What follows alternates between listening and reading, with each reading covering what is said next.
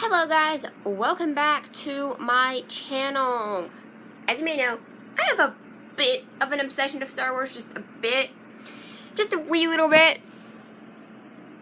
I have an entire Star Wars wall over there with, a few random Legend of Zelda things thrown in, but it's pretty much a Star Wars wall. So yeah, it's a Star Wars Avengers Legend of Zelda wall, but it's pretty much a Star Wars wall.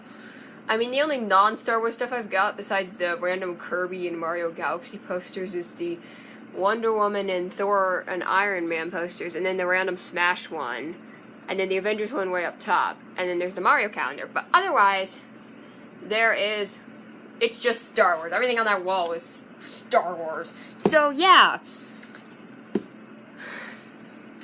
So, guys, if you have not been following me on Instagram, my handle is Sarah_Lavison, and you can go follow me over there. I've been posting a lot of fun filter pics, and also my newest obsession is Lord of the Rings, so yeah.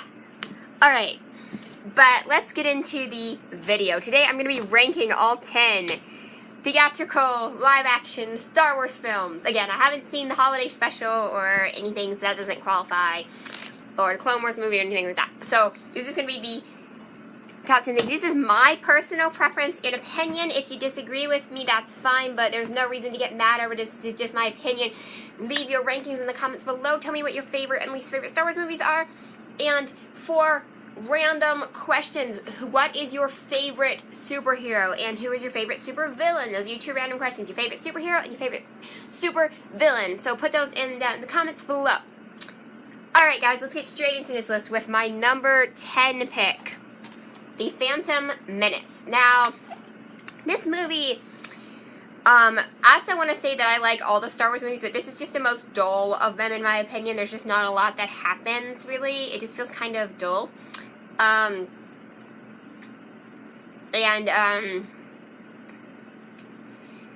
like the Duel of the Fates, obviously, and I like some of the things they do with Padme and Amidala in this movie. Having Anakin be so young was definitely a mistake. Qui-Gon is a good character, but he doesn't really have a reason to be there, based on the Star Wars lore of Obi-Wan getting trained by Anakin getting trained by Obi-Wan, and Obi-Wan getting trained by Qui-Gon, not by Qui-Gon, but Obi-Wan gets trained by Yoda, according to Star Wars lore. So it's very interesting how kind of there's some definite issues with the film. Again, the duel was fun. It really, for the most part, it almost feels like an unnecessary film in the series.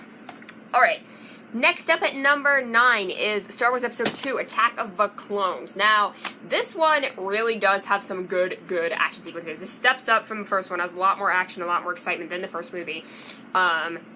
I love the chase sequences at the beginning where they're going through Coruscant. This is the first time you really see a Star Wars city in, like, Coruscant, and kind of the last time, too, because, I mean, I don't really think Canto Bight really counts, so this is like the first time you see, like, a big city in Star Wars Coruscant. I love those chase sequences. I love the sequences with Boba Fett and Jango Fett and Obi-Wan in the rain, and the ship and the fight in the rain, and of course the end battle was really good, the arena battle, and of course the end saber duel, obviously very good. But what really drags this film down is a lot of overdone kind of romantic stuff, and also there's a lot of this weird lore about, oh, Jedi can't have attachments. Like, this just doesn't make sense. And then there's, like, a lot of weird stuff involved with just the plot in general, just that weights it down. In the dialogue, it's kind of badly written. Like, the conversations between certain characters are just not well written. And I'm not really sure if, like, the actors weren't acting well, or, like, some of the actors, if they weren't good at acting, or if it was just a really bad script. I'm not really sure what it was. I didn't like the acting style of Hayden Christensen. I've never been a big fan of Natalie Portman. I know she's, like, a good actress or whatever, but, so yeah, that's my opinion. Not my favorite, but there are some really good parts in this movie. Also, I think young Obi-Wan in this movie is pretty cute. Like, I actually think he's pretty cute, but, moving on to my number 8 pick, which I don't have with me because it's not on DVD yet, is Solo, A Star Wars Story. Now, I really did enjoy the second half of this film. It felt like a Star Wars film. It was really fun, especially the parts with the Falcon. I love Donald Glover's Lando. He's spot on with the character. The guy who played Han, I think, did a really good job considering no one can ever be Han Solo. And, some of the stuff with the droid was a little bit weird. I actually thought the film theory on why Han can't fly was really interesting. So there's a lot of really interesting stuff going on. With the movie, the first half just kind of didn't really feel like a Star Wars movie. The aesthetic and color and tone of it was just kind of dark. I couldn't really see what was going on at the beginning. And then there was that whole train sequence where it was like Captain America, and like a couple characters got killed off early that you were getting to know. It's just kind of a weird, like, a lot of people died and a lot of, like, flip-flopping allegiances. It's just kind of an odd film to me, but I did really enjoy the second half of the film. There's a lot of cool scenes, and it was just a fun ride, honestly. I would give it a solid 4 out of 5. I mean, anything from here on out is a solid 4 out of 5. I mean, all the Star Wars movies. I love all the Star Wars movies, but it's just the weakest of the one. Basically, anything from here on out, like, beyond Solo, like, Solo on, is movies I don't have major complaints with in terms of, like, I enjoy all, but, like, these two movies are the only ones I really have major complaints with. So, in terms of Solo, I enjoyed it a lot. Next up at number 7 is going to be The Force Awakens. Now, this movie is fantastic. I love the acting. I love the characters. Very well written. But plot-wise, it's just kind of a rehash of A New Hope, and we'll get to that. But honestly, this is a soft reboot. This is J.J. Abrams at his best. I mean, he can make movies better than the original. He can do soft reboots so well. I mean, of course, there was the Star Trek Into Darkness, which was literally a reverse Wrath of Khan, and oh my god, that was amazing. I actually like that better than Wrath of Khan, but that's just my opinion. But this movie, you know, bringing back Han and Leia, but kind of, it's a soft reboot that's set in the same universe with a younger generation, similar events happening. It just doesn't really do it for me, and I'm still not over you-know-what from this movie, but overall, still a really fun film. I do love a lot in this film. It's really solid. Alright, next up at number 6 is going to be Episode 3, Revenge of the Sith. Now, some people would have this as their number 1, some people would say, oh, it's trash down with the rest of the prequels, or it's bad. This is considerably better than the first 2 prequels. I think that this film is considerably better than the first 2 prequels, and it's very solid. The one major problem I have with it is what they did with Padme. They threw away any character potential she had, not just by the ending, not just with that, which makes no sense, but I think just the whole thing about her not standing up to Palpatine at all, and she's just so blinded by love, and I just don't buy that, because it's like they had potential to make this strong female character. She just kind of fell off the grid. That's why, like, now we have Rey, who really is a strong female character, and of course Leia has always been. I love Leia. I know there's a lot of romance and stuff with Leia, but still pretty awesome, and I do like Rey a lot. She doesn't have a ton of personality. I do think she's a badass character. In terms of character, I like Finn. Finn is good, and I like Poe, and I like Kylo. But we're getting off topic. Revenge of Sith. Otherwise, very solid movie. It's got a much darker tone. Of course, the final battle is unparalleled. There's nothing that comes close to that. And of course, just the characters. Just the stakes that are going on with Anakin and Obi-Wan. I do think Anakin could have been cast better. Obi-Wan is spot on. Ewan McGregor is a perfect Obi-Wan. Everything about this film kind of ends up working, even though basically a lot of the mistakes that it has are basically things that are carried over from the first 2, like everyone being the wrong age and stuff. Those are things that are just kind of carried over, so there's not really a lot to do to fix that. But regardless, I think this film did a really good job leading into, like, ending it off leading into the original trilogy. It did a really good job finishing that. And I do really enjoy this film. So, there's that. Alright, next up, getting into my top 5, this might surprise some people, is going to be number 5. The original Star Wars, A New Hope. Now, the reason this one's only number 5 is because, 2 reasons. One, I think I've probably seen this film so many times at this point that it doesn't have that charm for me anymore. Like, I've just seen it so much that it's like, oh, yeah, that movie. Like, you know what I mean? And second of all, I do think there are things which feel a little bit dated, which sounds weird to say considering, you know, just timeless stuff like that, but I'm talking about, like, the hair and just the way or whatever. It just seems kind of a little bit dated to me. And the effects were good for the time. I think the effects were good for the time. You'd say they've gotten worse. I don't really think they've gotten worse. I think they got the added effects, which were supposed to make it look better, that they added in later, made it look worse, because those don't age as well. I think the practical effects aged better than the 90s CGI effects. I honestly think the 90s CGI that they added to this movie was to test for the Phantom Menace, which is all cool. I'm not trying to hate on that, but I just don't think that aged super well. And overall, like, that's one of my other problems with Phantom Menace, just the CGI didn't age well, and it just, regardless, not a huge... when I say I'm not a huge fan, I absolutely adore this movie. This movie is classic. I am a huge fan of this movie, but compared to some of the other Star Wars movies, not my favorite.